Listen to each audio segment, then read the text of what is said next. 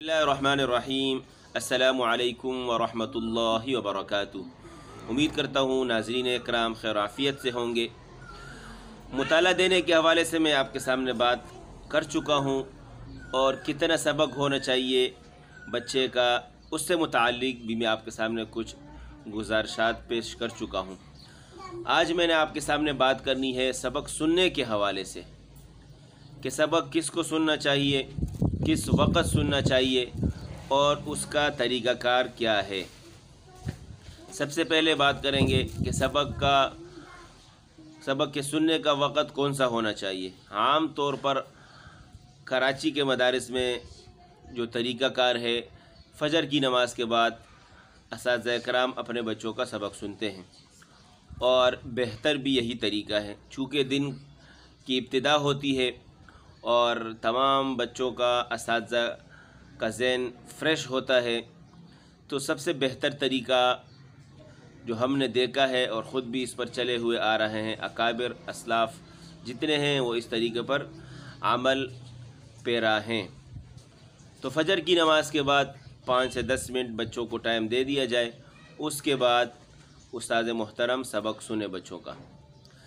अच्छा, सबक सुने कौन? आया ऐसा कर सकते हैं कि बच्चे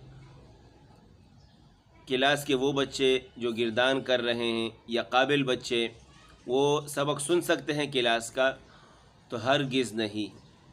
अगर ये तरीक़ा आप अपना रहे हैं कि बच्चों को आप सबक पर छोड़ रहे हैं, तो ये आपकी बहुत बड़ी गलती है और इससे बिल्कुल इज्तिनाब करें, चूँकि इसका बहुत बड़ा नुकसान है। तो सबक उस्ताद मोहतरम को ख़ुद सुनना चाहिए, इसमें बिल्कुल भी रियायत नहीं होनी चाहिए। अच्छा, तरीक़ा क्या होना चाहिए, किस तरीके से हम सबक सुने बच्चों का? तो इसमें दो बातें हैं। एक तो ये है कि बच्चों को इस बात का आदी बनाया जाए कि जो आपने सबक याद किया है वो क्लास के बच्चों को आप ज़रूर सुनाएं। अगर आपने ऐसे बच्चों को सुनाया है जो कम दर्जे के हैं, ज़्यादा काबिल बच्चे नहीं हैं, जो आपकी गलती नहीं पकड़ सकते, तो आपको चाहिए कि दूसरी मर्तबा और तीसरी मर्तबा आप ऐसे बच्चे को सबक सुनाएं जिनको क्लास में असातिज़ा को उन पर भरोसा हो। तो एक बात। दूसरी बात, उस्ताद के सुनने का तरीक़ा कि उस्ताद सबक किस तरीके से सुने। तो बेहतर तरीक़ा यही है कि उस्ताद अपने से दूर, कम से कम 2 फीट दूर या 3 फीट दूर बच्चों को बिठाएं और कोशिश ये हो कि बच्चे को ये हिलने की जो आदत है ये छुड़ाई जाए। इसके बहुत सारे नुकसानात देखे गए हैं। तो बच्चे को सामने बिठाकर कम से कम 2 से 3 फीट दूर बिठाकर और उसको इस बात का आदी बनाया जाए कि बाआवाज़ बुलंद सबक सुनाए। तो ये तरीक़ा है सबक सुनने का। और बाज़ असातिज़ा जो गलती कर बैठते हैं, बड़े असातिज़ा की मैं बात नहीं कर रहा, वो 2 बच्चों का भी सबक सुनते हैं, 3 का भी सबक सुनते हैं।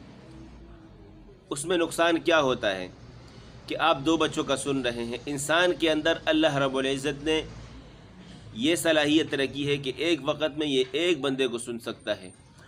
ये सिफ़त अल्लाह रब्बुल इज़्ज़त की है कि वो अल्लाह रब्बुल इज़्ज़त पूरी दुनिया और पूरी मखलूक़ात, जितनी भी मखलूक़ात हैं, उन सब की बोलियों को सुनते भी हैं और समझते भी हैं एक ही वक़्त में। लेकिन उन इंसान या एक उस्ताद एक ही वक़्त में एक बच्चे का सबक सुन सकता है। 2 बच्चों का सबक सुनना, 3 बच्चों का सबक सुनना या मंजिल सुनना, ठीक है, आप ये तरीक़ा अपना सकते हैं, लेकिन एक तजुर्बे की हद तक कि अगर आपको क्लास में इतना तजुर्बा है और क्लास को कंट्रोल करने का आपके पास अबूर है, तो ठीक है, आप 2-3 बच्चों का मंजिल सुन सकते हैं। लेकिन सबक अगर आप सुने तो एक बच्चे का एक वक़्त में एक ही बच्चे का आप सबक सुने। इससे ये होगा, अगर अच्छा, आप बसा औक़ात आपने देखा होगा कि बच्चों की गलतियाँ रह जाती हैं, लफ्ज़ी गलतियाँ, पुख्ता गलतियाँ। उसकी वजह क्या होती है कि उस्ताद उस क्लास में बच्चों का सबक ख़ुद नहीं सुन रहा और ये गलती फिर आगे जाकर मंजिल में पुख्ता हो जाती है, جو آخر تک رہتی ہے، یا یہ ہے کہ سبق استاد سن رہا ہے لیکن اس میں وہ کمزوری دکھا رہا ہے، جس کی وجہ سے بچوں کی غلطی وہ پھر دائمی ہو جاتی ہے، وہ پھر غلطی آخر تک باقی رہتی ہے۔ تو یہ تھی کچھ گزارشات سبق سننے سے متعلق، امید کرتا ہوں آپ کو یہ پسند آئی ہوں گی۔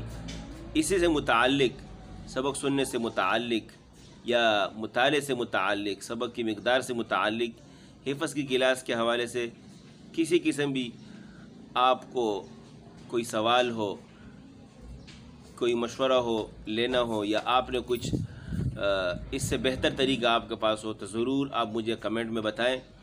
انشاءاللہ اگر آپ کا وہ مشورہ ایک دلیل کی حیثیت سے ٹھیک ہو، انشاءاللہ میں اس سے متعلق بھی آپ کے سامنے ضرور بات کروں گا۔ تو اسی کے ساتھ میں اجازت چاہتا ہوں، اپنا خیال رکھیے گا۔ السلام علیکم ورحمۃ اللہ وبرکاتہ۔